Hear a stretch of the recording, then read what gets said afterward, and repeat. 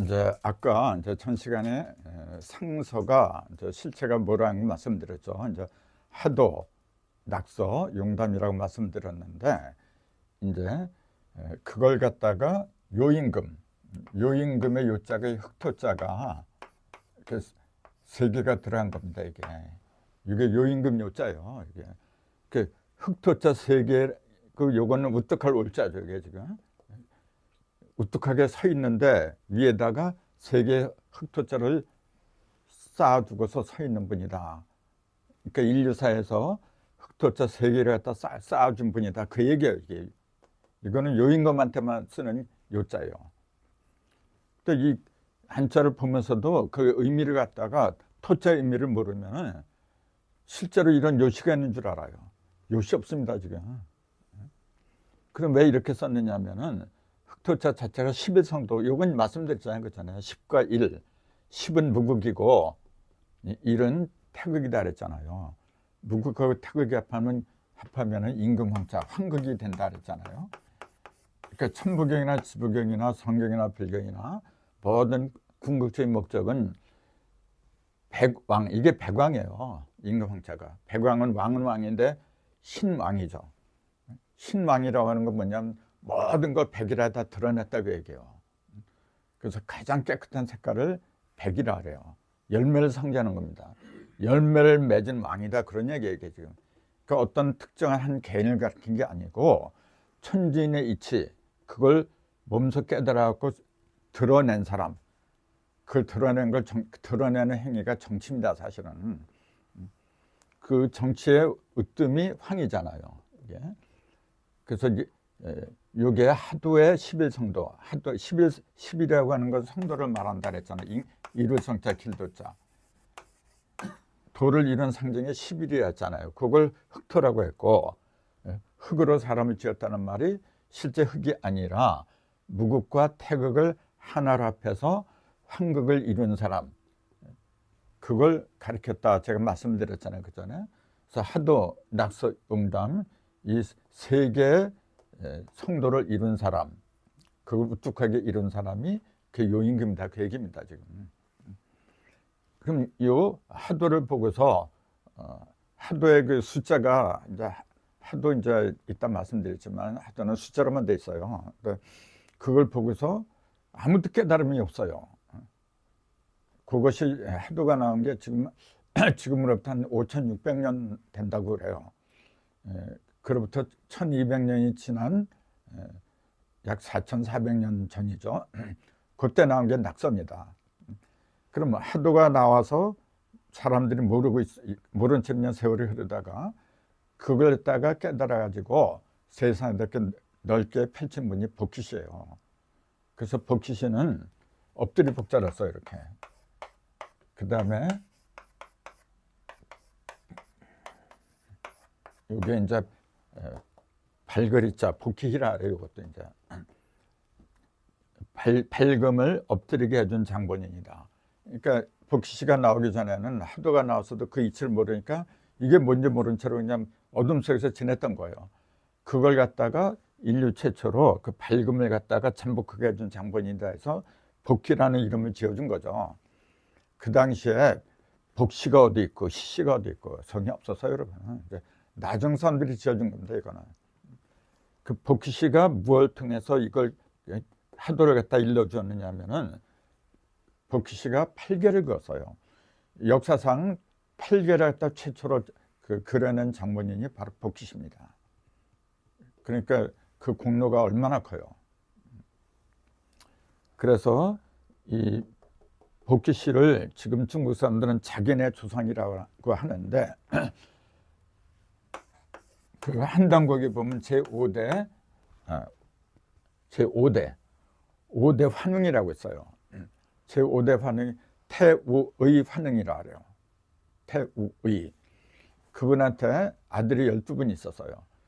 그래서 막내가 아버지의 뒤를 이어서 제16대 다이발 환웅이 돼요. 환웅의 그 명칭이 다의발이에요. 16대 다이발 환웅이 되고, 이 복희씨는 그 5대 환웅의 막내 아들이에요. 12번째 아들이야. 그러니까 형님이 그 환웅이 되고 임금이 되고 이 복희시 이제 지방으로 발령받아서 그것은 이제 왕로로서 제후죠, 제후냐. 그곳으로 이제 그 지방이 어디냐면 풍산이라 그러죠. 바람풍자. 풍산이라는 곳에서 지냈죠.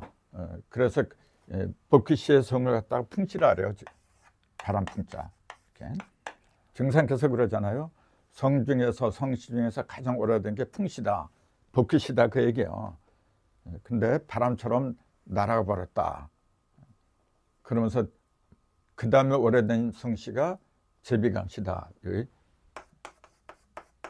강씨잖아요, 이게 신농씨죠. 이제 신농씨 유명하잖아요. 농사짓는 방법을 알려준 사람. 신농씨가 강수가에서 살았거든. 강수라는 이제 물가에서 살았는데 그래서 그 사람은 성이 강씨가 되어버렸어요. 증상께서 이 말씀하시면서 뭐냐면은 내가 원시번번하기 위해서 이 세상에 왔는데 본래는 풍씨가 성의 원조지만은 이게 사라지고 그래서 내가 강씨로 왔느니라. 그런 기록이 있습니다. 지금도 보면은 그것이 맞는지 안 맞는지 난 몰라요. 이제 다만 그런 기록이 있기 때문에 말씀드린 건데 다 이제 나중에 이제 이런 걸 풀이하면 다 연결이 되는 얘기이기 때문에 말씀드린 거예요. 지금 요 강이라는 뜻도 풀이하면은 이게 굉장히 뜻이 깊어요. 아무튼 그래서 복희씨가 하도를 갖다가 그 하도는 숫자로만 이루어졌기 때문에 일반인들이 몰랐잖아요. 근데 복희씨는 거기다가 8개를 갖다 붙였기 때문에 그게 바탕이 돼가지고 8개는 뭐냐 눈에 보이는 형상을 갖다 8개를 그 상징적으로 그린 거잖아요. 그 눈에 보이는 형상도 모르면서 눈에 안 보이는 숫자의 그 기법도 어떻게 알아요? 그러니까 복희씨가 그 눈에 보이는 형상을 갖다 8개로 나눠서 그런 게 8개입니다. 그래서 그 8개를 통하면은 숫자를 보게 돼 있어요. 그러니까 그 공로가 엄청난 거죠. 근데 그 복희씨가 중국 사람들은 자기네 조상이라고 알겠지만은 제가 지금 말씀드린 것처럼 제5대 태우의 환웅의 12번째 막내 아들 그 양반이 복희씨예요. 그 여동생이 또 하나 있어요. 복희씨의 여동생이. 그 여동생 이름이 여화입니다. 계집 여자하고 그다음에 요거 이게 여화라고 하는데 이걸 이제 역사학자들은 이걸 여화라 그래요. 여화가 이제 그 서양 사람들은 여화로 이제 그렇게 이름을 고쳤다. 여화라는 이름이 여화를 가리키는 거다. 그렇게 지금 주장하는 학자들이 꽤 됩니다, 지금. 근데 그것이 맞는지 안 맞는지 난 그런 거 모르고 맞으면 뭐 할 거, 안 맞으면 뭐 할 겁니까? 그 속에 들어있는 이치가 중요한 거지. 자, 아무튼 복희씨 또 여화씨 이런 것이 전부 다 뭐냐면은 한당곡에 나온 우리 동이족의 역사라는 거. 그러니까 중국 사람들은 자꾸 복희씨가 자기네 조상이고 자기네가 중화 사상이다. 가운데 있다. 전 세계에서 가운데 있는 가운데서 이제 빛나라 자잖아요. 이게 이렇게. 그 부도지에서 여임금을 갖다가 그 허윤이 소분이 이런 사람들이 조상들을 야단친 가장 큰 핵심이 뭐냐면은 5라는 숫자를 갖다 자꾸 들고 나왔단 말이에요. 들고 나오면서 그러니까 하도의 중심에 보면 5가 50토라는 게 들어가잖아요. 그걸 들고 나온 건 좋은데 뭐라 하냐면은 5가 중심에 있으니까 자기네가 5를 깨달았기 때문에 자기네가 중화민족이다 그 얘기예요. 그래서 자기네 나라한테 모든 나라가 복종을 해야 된다. 그딴 식으로 가르쳤거든요. 그러니까 그걸 그렇게 크게 야단을 친 거예요. 숫자도 모르는 것들을 까분다 그렇게 야단을 친 게 그래서 그랬던 겁니다, 여러분. 그래서 그런 거지. 그 숫자의 의미를 이렇게 파고들면은 사실은 맥이 같은 거예요. 이제 그걸 이제 하나하나 다 설명을 드릴 거예요. 이게. 그래서 이제 알아야 될 건 알아야 되기 때문에 복희씨, 뭐 여화씨 이제 그런 걸 이제 말씀을 드린 겁니다. 그러면은 상소의 첫 번째가 뭐냐면 하도라 그랬어요. 하도는 이렇게 쓰잖아요. 물 하자요. 우리가 하숫가 할 때 요 하자를 써요. 그 다음에 그림도 자, 이게 이렇게 쓰는데, 요 물하자, 이제 물하자를 한번 볼까요? 요게 없으면은 요것만 남아요. 요게 가짜잖아요. 옳을까, 그러할까, 우리가 어떤 일이 가능하다 할 때 이 가짜를 써요. 근데 이게 왜 옳다는 뜻이 되느냐 그 얘기예요. 이걸 보세요. 입구자가 들어갔잖아요. 요걸 싸고 있는 거야, 좀 이렇게. 이렇게. 자, 우리가 한자를 볼 적에 이렇게 하잖아요. 그럼 여기가 비었어요. 요거는 남방이고 요거는 서방이에요. 동방하고 북방이 비어 있는 거야, 지금요. 그럼 이게 뭘 가리키느냐? 요거 반대가 이거예요, 이거. 이거는 남방하고 서방이 비었잖아요. 남방하고 서방을 이렇게 싸는 거예요, 이게. 그래서 요거는 숨을 은이라 그래요. 은자예요, 요거는. 요거는. 근데 요거는 이제 뭐 제처적인 그런 단어는 없어요. 없는데 요거는 남방하고 서방하고 이렇게 그거 갖다 이제 이렇게 받아들이는 모습이잖아요. 그러니까 남방하고 서방, 남방은 여름이고 서방은 가을을 가리키는 건데 그 곡식들이 한여름에 뜨거운 그 빛 속에서 이렇게 익어가는 거예요. 요거는 익은 거예요, 이거. 그러니까 요 방향은 여름하고 가을은 뭐냐면 열매를 가리켜요. 그 열매를 품는 모습이에요. 요게 열매를 숨긴다 그런 모습이고, 요거는 뭐냐면은 반대죠. 북방하고 동방인데 북방은 뭐냐면은 모든 게 숨긴 거고 땅속에 저장된 거잖아요. 봄은 뭐냐면 그게 피어오르는 거예요, 이렇게. 그러니까 이거는 열매를 가리키고 이건 이제 한창 자라는 거예요.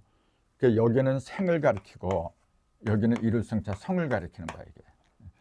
그 속에 입구자를 집어넣으면은 모든 것이 벌어진 거예요, 이게. 북방에서 동방, 즉 겨울에서 봄으로 넘어가는 그 계절을 가리키는 거거든요. 그러니까 숨어있던 것들, 위축됐던 것보다는 활짝 피어나는 상징이 이거예요. 그러니까 옳다 그런 얘기예요. 다 이렇게 쭉쭉 벌어지는 게 그게 맞다. 그렇게 돼야만이 모든 것이 다 이루어진다. 그래서 가능하다, 옳게 된다. 그런 의미가 들어간 게 아닌가. 근데 거기다가 삼수변, 물까지 들어가면은 물에 의해서 모든 게 다 되잖아요. 그래서 이제 하도, 그림도 짜고, 그 다음에 낙서는 그것도 삼수변이죠. 이게 각각 같잖아요. 각각. 요거는 뭐냐면 뒤져올 치자입니다. 뒤에 떨어져서 오는 것 같다고 이렇게 써요. 여기다가 얼음 빙자를 쓰면은 여기 겨울동자가 되죠. 제일 밑에서 오는 계절이 겨울이니까 이렇게 요걸 쓰고 얼음 빙자를 써서 겨울동이라고 한 거고, 여기다 입구자를 쓰면은 뒤에 떨어져서 입으로 저마다 소리를 내는 거예요. 우리가 군대에서 행진할 때 보면은 대호를 맞추면서 가면은 헛소리를 못해요. 떠들 수가 없어. 각각 떠들 수가 없어요. 근데 이건 대호에서 낙오가 된 거잖아요, 지금. 그럼 각각 따로 떨어서니까 자기 말을 한다 그런 얘기예요. 각각 자기 말을 한다 해서 각각 각이라 그래요, 이게. 거기다가 30번 이렇게 얘기하면은 물들이 천수, 지수, 인수라는 그 물들이 각각 자기 말을 한다 그런 얘기예요. 그래서 낙은 서라고 그래, 이제 글사자 이렇게 쓰거든요. 도라고 하는 건 뭐냐면은 그림을 그린 거고 형상을 보여준 거예요. 요거는 뭐냐면 그 형상을 보고서 자기가 생각하는 그 이미지 그거 갖다가 글로다 나타낸 거예요, 이게. 그래서 요걸 합한 게 도서관이죠. 이제 도서라는 말이 여기서 나왔어요, 지금요. 도서라고 하는 것은 뭐냐면은 학자들이 도서를 안 하면 어떻게 돼요, 그래? 지식이나 지혜를 깨닫는 가장 상징적인 도구를 갖다 도서라 그래요. 그렇게 위대한 겁니다, 이게 지금. 그것이 하도하고 낙서에서 발단이 된 거다.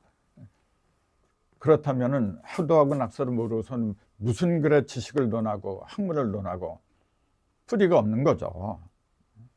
이걸 자꾸만 중국의 요임금, 순임금 이런 사람들이 이걸 창시했다 해가지고 멀리하면은 그 자체부터가 문제가 되는 거죠, 여러분. 예를 들자면 지금 TV 같은 거 있잖아요. 또 요새는 전부 다 컴퓨터를 하고 있잖아요, 인터넷. 그 우리 조선족이 발명한 게 아닙니다. 서양에서 들어온 거예요. 아, 우리 민족이 발명 안 했으니까 그건 뭐 오랑캐들이 한 거니까 쓰지 말자. 만약 그런 운동이 벌어진다면 어떻게 되겠어요? 누가 손해입니까 도대체?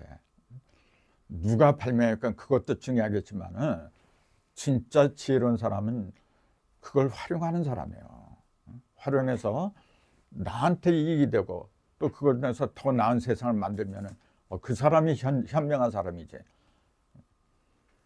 그러니까 요임금이 어떻고 순임금이 어떻고 다 필요 없는 얘기입니다, 여러분. 요임금이건 순임금은 전부 다 그 궁극적인 목적은 뭐냐면은 신의 형상이 되는 거예요. 내 속에 들어있는 하나님의 형상을 딱 드러내는 겁니다. 즉 한마디로 말하면 사람다운 사람이 되는 거예요. 그렇게 하기 위해서는 뿌리가 튼실해야 된다. 아까 말씀드렸는데 그 뿌리에 해당하는 걸 상소라고 불렀고 그 상소의 으뜸이 맨 처음에 나온 게 지금으로부터 약 5,600년 전에 나온 하도다. 근데 하도는 어떻게 생겼느냐면 이렇게 생겼죠. 위에는 7개가 있어요. 하나, 둘, 셋, 넷, 다섯, 여섯, 7개.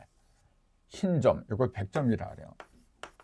여기 7개가 있고, 그 다음에 검은 점이 여기 2개가 이렇게 있어요. 그 다음에 동방해, 왼편을 동방해라 그래요. 여기는 흰 점이 3개가 있고, 검은 점이 8개가 있어요. 이렇게. 6, 7, 8. 그러니까 3, 8, 목이다. 이렇게 얘기하고, 2, 7은 화다. 이렇게 얘기를 하고, 그 다음 서방에는 내면에 이제 검은 점 4개가 있죠. 이렇게. 4개 흑점, 그리고 흰 점이 여기 9개가 있어요. 이렇게. 하나, 셋, 넷, 그래서 사구금이다. 이렇게 얘기하고, 북방에는 흰 점이 하나 있고, 겉으로 6개가 검은 점이 있어요. 이렇게. 2, 셋, 5, 6, 이렇게 해서 일육수다. 그리고 중앙이 이제 빠졌는데, 중앙에는 흰 점이 가운데 이렇게 5개가 있고, 여기 이제 검은 점이 위에 5개, 그 다음에 밑에 5개. 이걸 50토라 그래요, 이제. 이렇게. 이게 하도입니다. 문자 전혀 없어요. 8개 없어요. 그냥 이렇게만 그려졌어요. 근데 이게 어디에 그려졌냐면은 하수라는 곳에서, 하수가 정확히 어딘지 몰라요. 하수라는 물가에서 그 용두 마신, 용두 마신, 그 용의 머리라고 말의 몸을 한 짐승이 한 마리 나왔어요. 그래서 합해서 용마라 이제 용의 머리, 말의 몸, 그러니까 용두 마신 합해서 용마라라고. 그 용마가 한 마리 이렇게 튀져 나왔는데 그 등에 이런 그림이 그려져 있어요. 그러니까 사람들이 그 당시 사람들 보니까 신기하거든. 이게 무언가 뜻이 있는 것 같은데 알 수가 있어요 말이지. 그대로 세월이 흐른 거야 이렇게. 그러다가 아까 얘기한 것처럼 복희라는 사람이 요걸 보고서 이게 이런 뜻이다 일러준 게 그게 복희돼요. 어떻게 일러줬냐면은 8개로 그린 거예요. 자 이게 위잖아요. 상, 하, 좌, 우, 중 사방으로 이렇게 그렸는데 맨 꼭대기에다가 이렇게 그렸어요. 복희씨는 여기 하늘이잖아요. 맨 밑에 상대방 맨 밑에는 이렇게 그렸어요. 건곤 이렇게 하늘과 땅이죠. 그 다음에 가운데는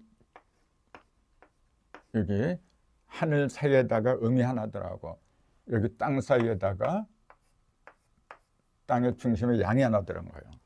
자, 요 중심에 양이 들어간 거고 요 중심에 음이 들어간 거예요. 요거는 건이라고 하고 하늘이죠. 요거는 권이라고 하고 땅이죠. 요거는 뭐냐면 불이라 그래요. 요건 물이라고 한 거라 이제. 그래서 요건 있게, 요건 감게. 이제 더 자세한 이야기는 이제 나중에 또 나와야 되는데 우선 어떻다는 걸 이제 말씀을 드려야 되니까 그렇게 해서 상하 좌우 중앙에 이렇게 그리고 그다음에 여기에 이게 순양이잖아요. 순양이니까 음이라고 음이 순양에서 음이 생기는 법인데 음을 맨 위에 음이 이렇게 했어요. 맨 처음에 생긴 음인데 요거 갖다 태라고 하는 거죠. 요걸 못이라 그래요. 이제 연못. 그다음에 여기는 이렇게 음이 맨 밑으로 내려서 이건 맨 위에 있고 음이 맨 밑으로 내려. 요걸 바람이라 해요. 그다음에 여기다가 여기는 이게 번개라 하죠. 이렇게 여기는 산이라 그래요. 그러니까 하늘과 땅 요게 중심을 잡고 그다음에 좌우로는 여기 불인데 태양입니다. 이게 태양 위에 달이거든요. 태양과 달이 왔다 갔다 이제 운동을 하고 그다음에 연못하고 산이 산택이라 하는 자 산하고 연못이 서로 마주보고 바람하고 번개 요것도 마주보는 이제 이런 형상을 갖다가 그렸어요. 요걸 세계효를 이제 기준으로 이렇게 했거든요. 왜 세계효를 갖다가 8개로 만들지 않으면 안 되냐면 일석삼극이기 때문에 그래요. 천부경에 일은 반드시 셋으로 갈라진다 그랬거든요. 그 원칙을 그대로 이제 얘기한 거예요. 이게 천부경하고 법기도 이런 게 왜 연관된지 너무나도 자세한 그 설명이 나오게 돼 있어요, 여러분. 그래서 잠시 쉰 후에 계속 이어서 말씀을 드릴까 합니다. 감사합니다.